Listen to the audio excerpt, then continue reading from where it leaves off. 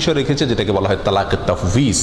তালাকের তাফউইজের মাধ্যমে স্ত্রী নিজের প্রতি নিজে তালাক গ্রহণ করতে পারেন। তালাকের তাফউইজটা হলো স্বামী যদি তার স্ত্রীকে অধিকার দেন যে তুমি নিজের প্রতি নিজে তালাক গ্রহণ করতে পারো, তোমাকে আমি অধিকার দিলাম।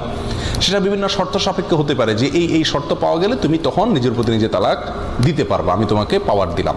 স্ত্রীকে যদি এই তালাক দেওয়ার অধিকার সমর্পণ করে থাকে স্বামী, তখন স্ত্রী ওই তালাক এর পাওয়ারটা ব্যবহার করে বিবাহ বিচ্ছেদ ঘটাইতে পারেন, সে উদ্যোগ নিতে পারেন।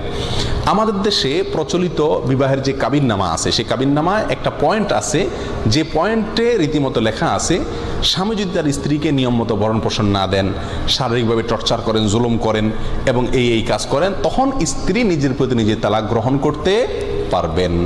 তাহলে মেয়েরা তালাকের উদ্যোগ নিতে পারে, বিবাহ বিচ্ছেদের উদ্যোগ নিতে পারে, শর্ত হলো স্বামী যদি তাকে তালাকের অধিকার দিয়ে থাকে। যদি স্বামীকে